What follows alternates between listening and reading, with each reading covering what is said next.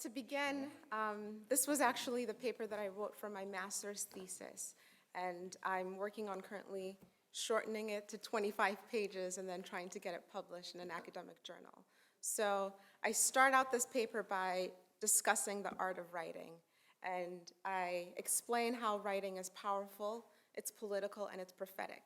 So I mean, writing is powerful in the sense that in order for someone to sit down and write something, the author has to believe that they're an authority on whatever subject they're writing. I argue that writing is political, not necessarily because it always contains political rhetoric, but because in order for an author to write anything, they must deem whatever it is they think important enough to be recorded for all history. And I also argue that it's prophetic, not because they're trying to evangelize and change everyone's views, but because they're trying to influence the reader in some way. So you don't write just to write. You write because you want to elicit a response from the reader. So we've all, from all the talks and the panels that have been given today, we know that a lot has been written in the Nigerian context. And a lot has been written about language, religion, ethnicity, the different regions in Nigeria, the colonial history, the political unrest. And what I'm going to be focusing on is the Nigeria-Biafra War, which was a 30-month war that occurred between 1967 and ended in 1970. Clearly, I was not around at that time, but I still think I can share some insight with you about this war. So this study actually started during my undergraduate. When I was at Princeton, I was working on my senior thesis, and I wanted to look at the experiences or the role of ethnicity and religion in catalyzing the war. And it was only until I started my master's and I started reading feminist theories that I realized that a lot of what I'd been reading during undergrad had actually been written by men, about men, and for men. And if I started out by arguing that writing is incredibly powerful, prophetic, and political, then what is not written about is equally as important. So if half the story is not being told, and we believe that we know the full story, then we don't necessarily have an accurate depiction of what actually happened. And so that's exactly what I sought to do. And I was guided by the theories of some sociologists. I'm currently in the field of sociology, so this is a lot of what I end up thinking about. So Dorothy Smith talked about the silencing of women. Her area of focus was within the business area, so how women are excluded and silenced at work. Patricia Hill Collins talked about the matrix of domination, and she said if you wanted to understand what's really going on, you can't just look at the individual level. You have to look at the individual level, the communal level, and then the institutional and structural level. Mohanty, she's an Indian theorist and a feminist, and she talked about how in order for one to actually really understand what's going on, not in the West, you can't look at things from a Western point of view. And lastly, Avery Gordon talked about ghostly matters, and she said that life is really complicated. And in order for you to understand the nuances in life, you have to look deeper into the power relations and the power dynamics that exist. And that's exactly what I sought to do. So I ended up going back to Nigeria, and I conducted in-depth interviews with women who had been alive during Biafra and experienced it. And I simply wanted to know what they experienced. And when I told everyone that I was going to be studying this, they would all say, that's such a fascinating topic. Make sure you interview this person. And whoever they told me to interview always turned out to be a man. And to me, it just seemed as though I told you I want to understand the experiences of women during the war. And you're telling me that in order to understand what women went through, I need to talk to a man to fully digest that and to fully understand that. And so I'm a little stubborn. Maybe it's because I'm the third out of 4 children, but I made sure that the only people I spoke to were women because I really wanted this to be a piece that was written by a woman, about women, for women. And so what I ended up with were 7 themes that arose from the interviews that I conducted. And I'll go through and read some of the quotes that the women provided. The first theme was religion, the importance of religion in their lives. So religion influenced them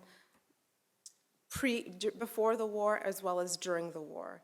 And one woman actually stated that, "I remember we would pray in the morning. He," and she's referring to her father, "would wake us up, we would pray. In the night before we go to bed, we would pray. And there was nothing we hated as that one, because in the morning he would come and wake you up and you would be praying and you'd be doing this."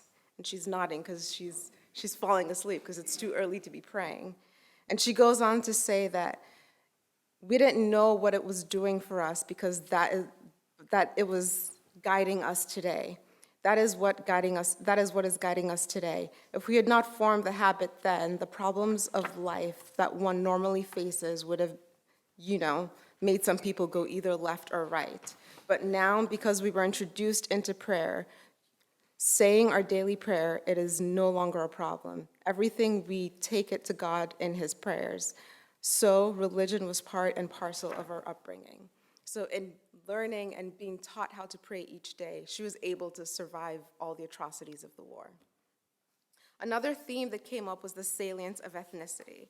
So one of the women that I spoke to described how before the war she had never met anyone who was not Igbo. And it was during the war that she met the first Hausa man. And I'll read a passage of this. I was born in the village, brought up in the village. My primary school was in the village. My secondary school was at a neighboring village.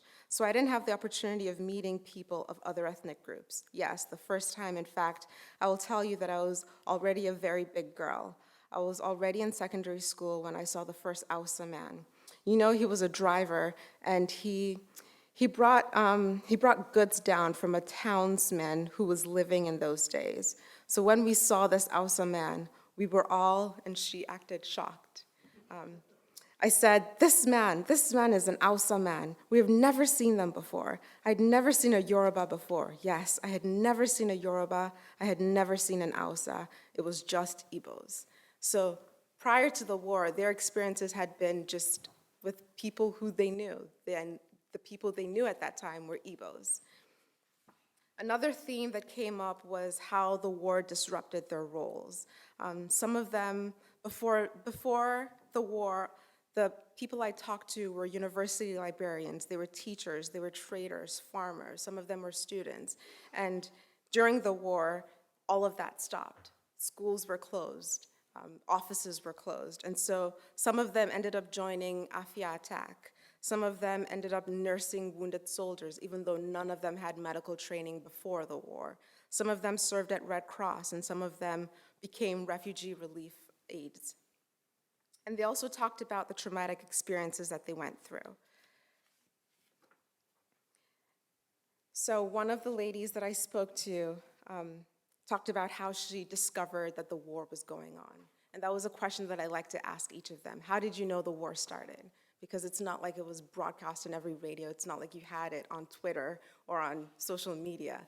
So how did you find out that there was actually a war going on? And she answered, and at a point, I got into somewhere in Nsukka, and the officer who saw me there said, "Madame, where are you going?"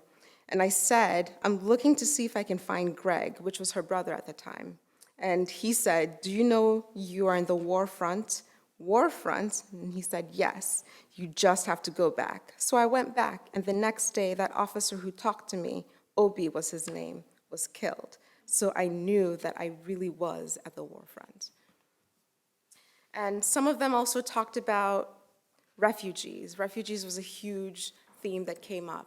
All of them in some way had some relation to refugees. At first, some of them actually worked at refugee aid centers where they were providing provisions for refugees. And in time, they soon became refugees themselves. And she mentioned, and I lost almost everything. I had to start afresh because when I left my house in Nsukka, I just left. Even the sewing machine I was using at the time. I was making my sister's wedding gown. All I did was lock up the machine, push it into my wardrobe, and went out. So my chairs, furniture, all other things, every other thing, my cooking utensils, everything in the kitchen, nothing was removed. And we didn't come back to see anything again. So I was affected because I had to start afresh with everything. And a lot of them talked about this. They thought it was just a police action that would happen for a couple weeks because that's what they were hearing. And after a couple weeks, after a couple months, after years, they realized this is actually war. And when you leave your home with just the papers in your purse, and you leave everything assuming that you're going to go back and you never do, you really do have to start from fresh. And that's a lot of what they experienced. And the theme of death came up more than I would like to admit. It seems as though death was the only experience that absolutely everyone I spoke to experienced in some way. And one of the ladies I talked to discussed how she found out her father died a year after he had died. And another one narrated what it was like to find out her brother had died and go and identify the body with his newlywed wife, her sister-in-law. And she said, "So they waited for us until we came in. We now saw the corpse, and my dear brother was still bleeding. And Catherine, which is her sister-in-law, could not leave him alone. She was kissing him all over there, even the blood." And she takes a really long pause. And she says, "It was so difficult to pull her out and leave. He's already gone. It was a very bitter experience." And this was years later. And having them speak about these experiences, it made me realize why it took so long for my parents to ever bring this conversation up with me. I was the one who had to broach this conversation with my parents. And the last theme that they left me with was the generational shift. So a lot of these women ended up expressing concern about the youth today. They expressed concern that the youth today are forgetting the lessons that they had to endure. And one of the quotes that a lady told me was, "Well, nobody who experienced the war should think about going to war again. Nobody. It's only the young ones who did not experience it. If they hear the history, they'll say the things we said that time. Ojuku, give us gun and knife. Let us go and kill these people. That's what we were saying that time, and it's only these young ones that could say such a thing now. But for anyone who really experienced the war, who wouldn't want to say such a thing again? But in our heart, in my heart of hearts, if we could be Biafra, I would love it." And she laughed for a long time at this point. And she said, "Let us be on our own, but once it's not possible, then we have to go on and be one Nigeria. But we're appealing to them, just give us a chance." And so I'd like to end this with an Ashanti proverb, and it says, "When you follow in the path of your father, you learn to walk like him." And I think this is a lesson that we need to learn when we only hear half the story. So if we only hear the male narrative of the war, that's all we'll know. But in learning about these women and in hearing about them, it's clear to me that there's a value system where activities of men are judged as more important as activities of women, where warfare is considered more important than child rearing or building communities. And this results in the basic era of seeing half the story and believing that the half of the story that you've seen and heard is the complete story. And this selective memory deprives both men and women because the next generation only sees one set of footprints and they don't realize that there are different pathways that they can actually walk across.